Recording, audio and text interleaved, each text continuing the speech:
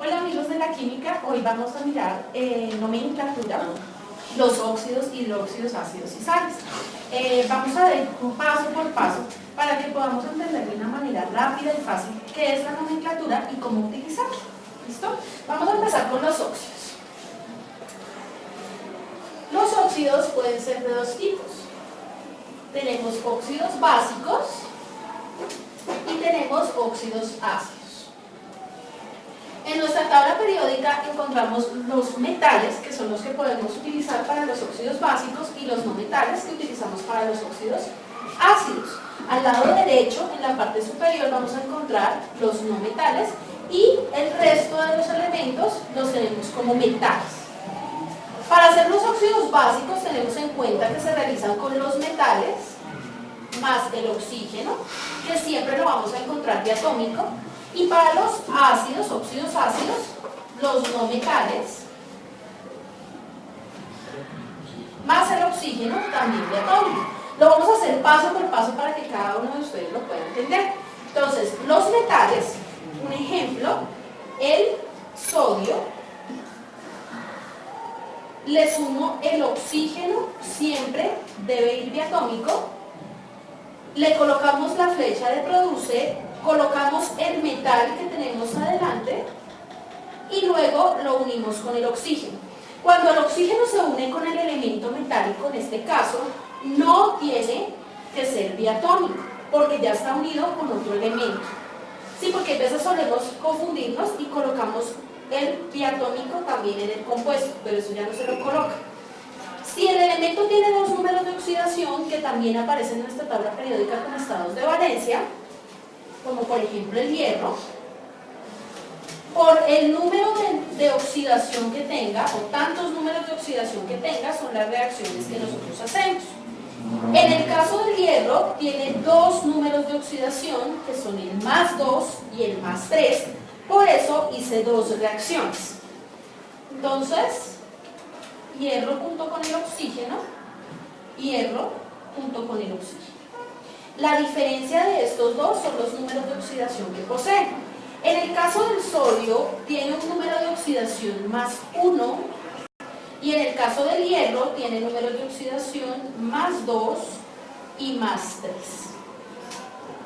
El oxígeno siempre va a tener un número de oxidación -2. Esto lo podemos mirar en nuestra tabla periódica. Luego de tener los números de oxidación en nuestro compuesto, los vamos a cruzar. Ese cruce va a ser sin cargas y los vamos a tener como subíndices en los elementos involucrados. Lo mismo pasa aquí y acá.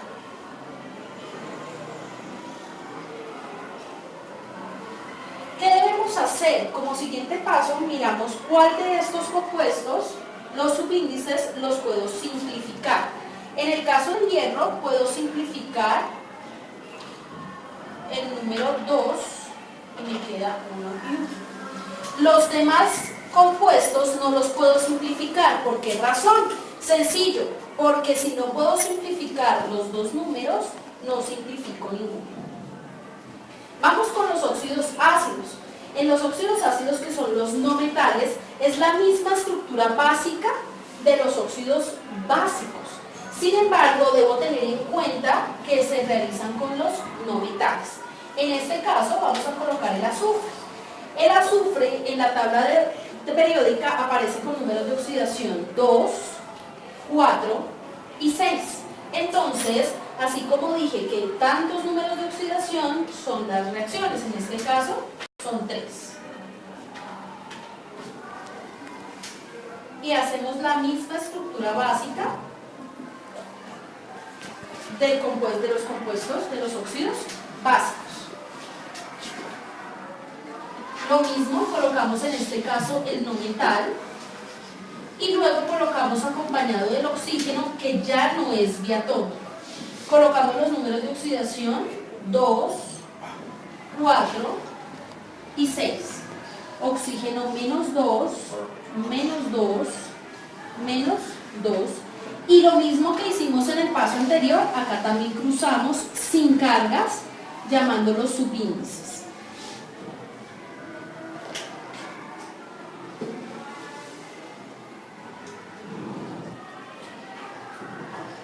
los podemos simplificar todos. Recuerden que si no puedo simplificar los dos, no simplifico ninguno. Y así es como yo formaría los óxidos, tanto básicos como ácidos.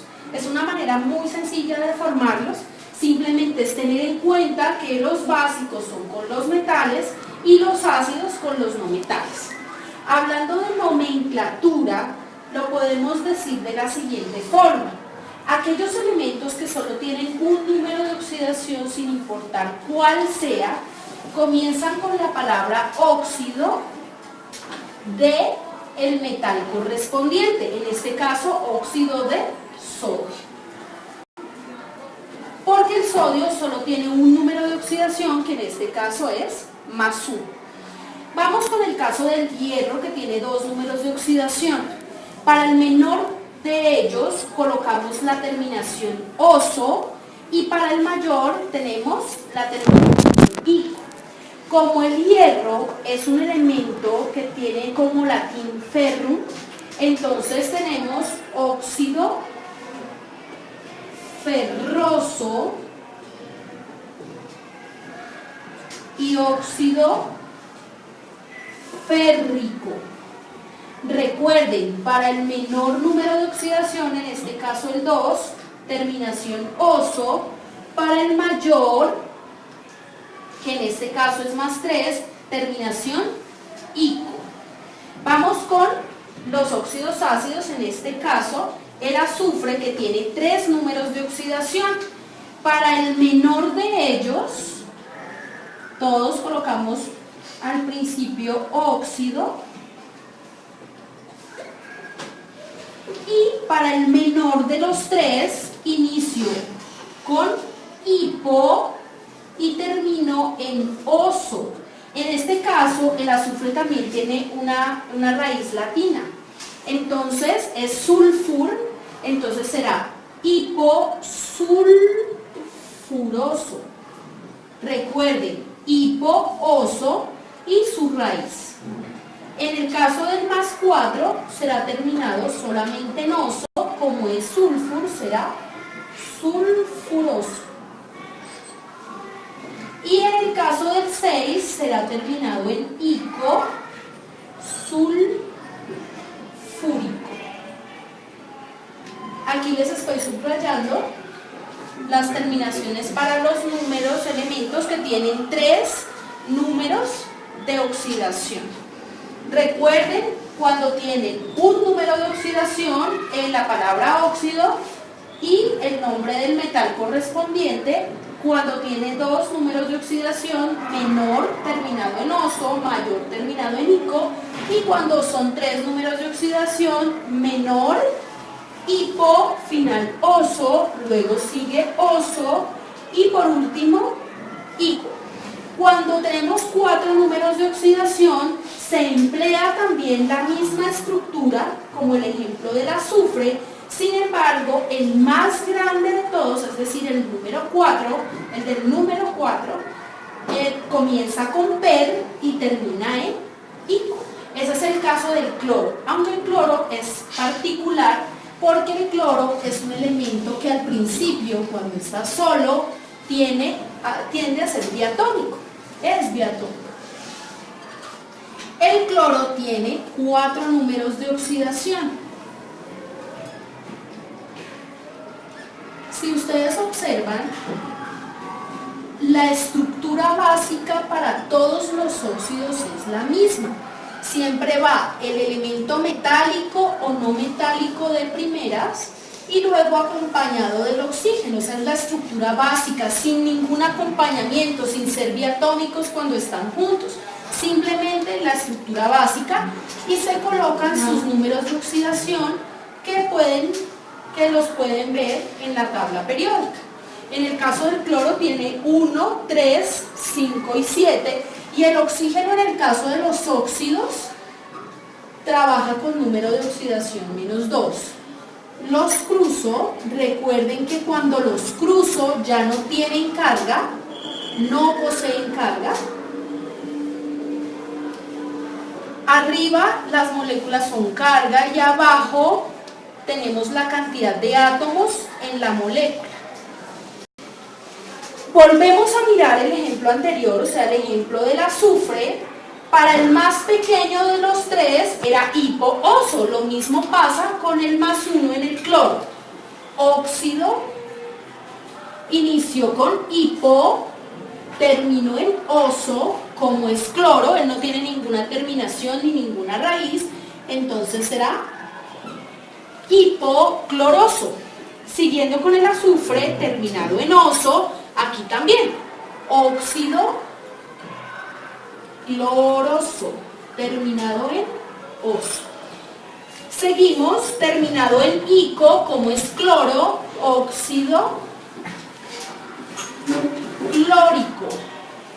Pero el cloro tiene uno más, como yo les había dicho, entonces comienza en per y termina en ico.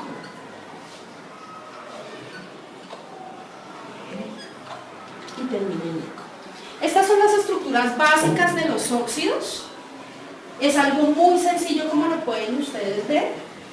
Podemos encontrar los números de oxidación en la tabla periódica. La estructura base siempre es la misma, tanto para los óxidos básicos como para los óxidos ácidos. Espero pues que haya sido de agrado para ustedes. La química es algo muy fácil y lo vamos a ver a partir de los videos que subamos. Espero que nos sigan en YouTube y muchas gracias.